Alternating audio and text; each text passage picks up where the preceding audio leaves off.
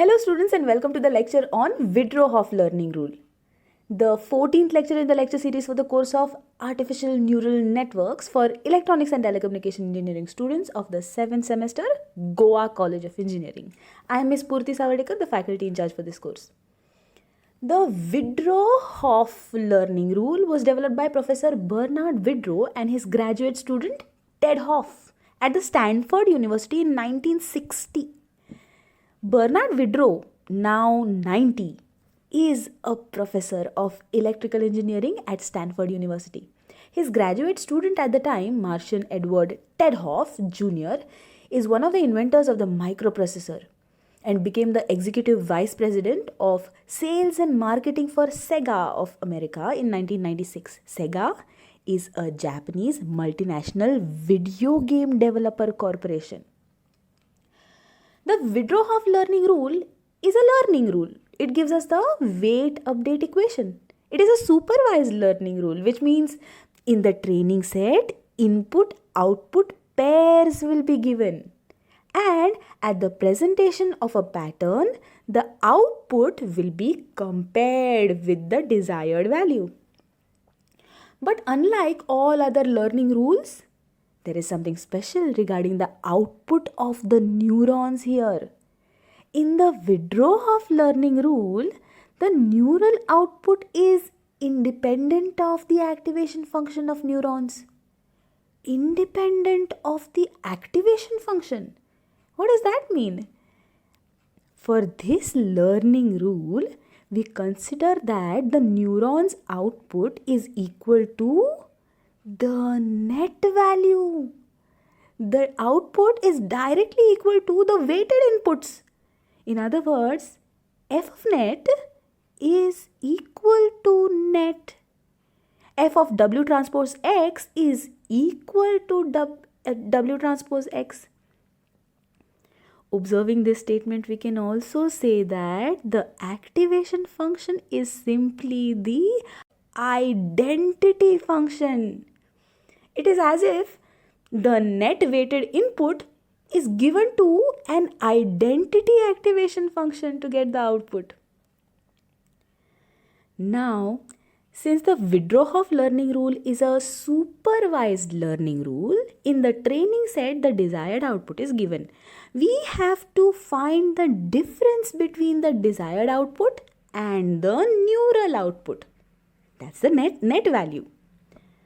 And just like the delta learning rule, we will not consider the absolute difference, the absolute error. We will consider the mean square error. Then the error surface will have hills and valleys. And to move towards the minimum mean square error and accordingly find the weight update equation, we will have to use the negative gradient operator on the error surface. Let us do that. So the error surface equation is xi equals half of di minus net I the whole square. We want to apply the gradient operator. So del xi equals the derivative with respect to wij of the error surface, which is half of di minus net I the whole square. We've taken the constant out and applied the differentiation to di minus net I the whole square. Now we get 2 di minus net I multiplied by the derivative of net I with respect to wij. And we get the minus sign here. Now 2 gets cancelled. Now we have minus di minus net I multiplied by the derivative of net I, where net I is expanded and written as the weighted inputs, the sum of weighted inputs, x1 into wi1 plus x2 into wi2 and so on, and one of the terms is xj into wij, which is that weight. Now since this is partial derivative, all of the terms are going to become equal to 0 in the derivative term. Only the term that will remain is this, where you have the wij and the result of that differentiation, partial differentiation, is xj. So the gradient operator applied to the error surface is going to be equal to minus di minus net I into xj. But we don't want the positive gradient operator, we want the negative gradient on the surface. So negative gradient is going to be equal to di minus net I into xj. The change in the weights is directly proportional to the negative gradient on the error surface. That's why we get the expression for change in weights as delta wij equals c into di minus net I into xj. Applying this equation now to the entire weight matrix, we get delta wi equals c into di minus net I into capital X. This is the weight update equation for the Widrow-Hoff learning rule. We add this to the old weight matrix to obtain the new one.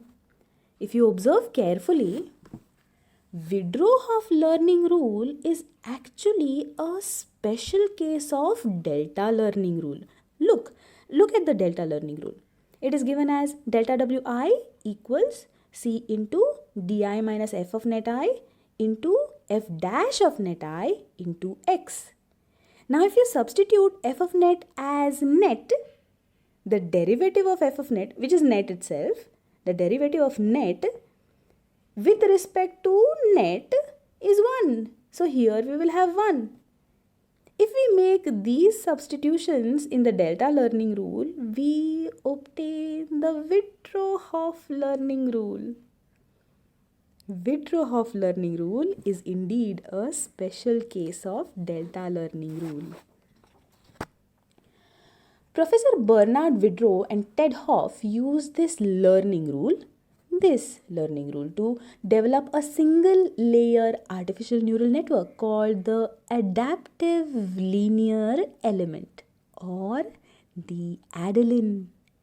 ADLIN uses the identity function as the activation function and Widrow-Hoff learning rule as the weight update equation. So in the training process, when a sample is presented to the ADLIN, the weighted input is computed and that is compared with the desired output for that sample, generating an error signal which is used to modify each weight in the ADLIN. And after the training is done, after the training is over, at the time of generating the output, binary bipolar activation function is used. This step function plays no role in training the ADLIN, but it is called into action only when ADLIN needs to generate an output for some input pattern, not at the time of training. I hope that the concepts covered in this video are clear. Let us discuss this further in the live Google Meet. See you there. Thank you.